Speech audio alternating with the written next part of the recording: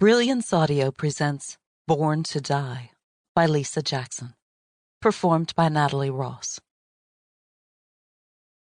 Sometimes you win, sometimes you lose. Tonight, Shelley Bonaventure thought she'd come out the loser.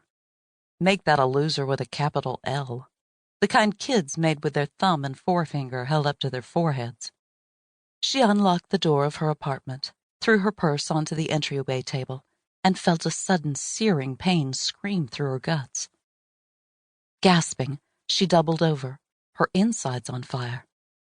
Suddenly, out of the blue, "Oh!" she moaned as the pain subsided enough that she could stumble to the couch. "What the hell?" Still queasy, the pain in her abdomen slightly lessened. She took in several deep breaths. Was the pain bad enough to call 911? Or should she head to the ER herself? "Don't be silly," she whispered. But an uneasy feeling that something was very, very wrong stuck with her.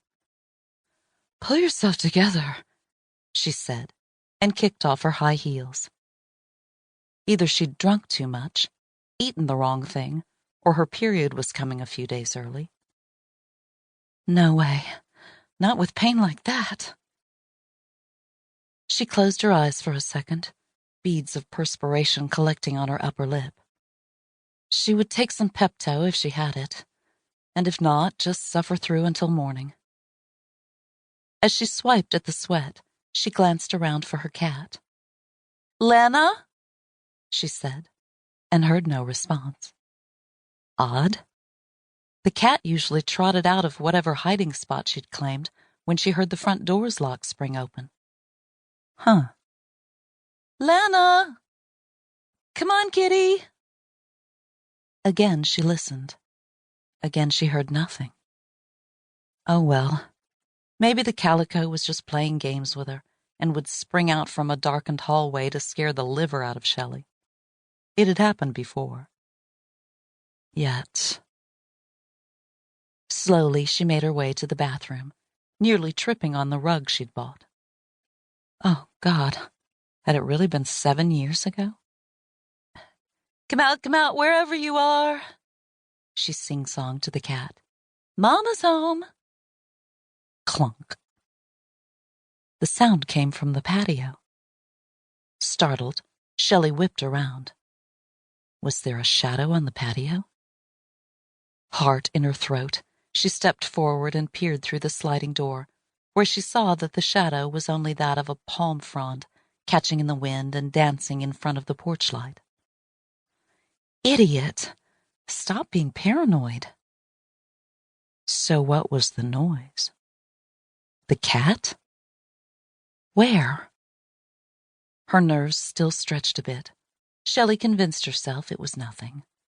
Probably the old guy in the unit above hers. Bob, whatever.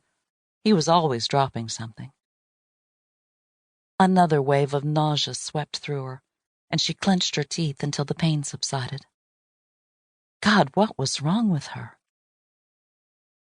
Holding onto the back of the couch, she let out her breath, then glanced around the living area.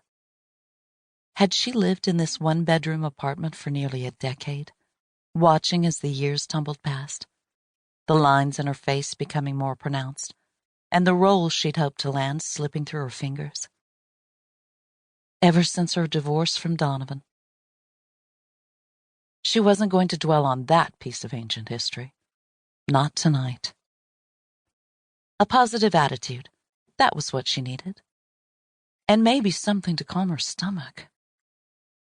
She'd just had a little too much to drink at Lizard's, the bar named more for its clientele than any real reptile, which was less than 2 blocks down the street.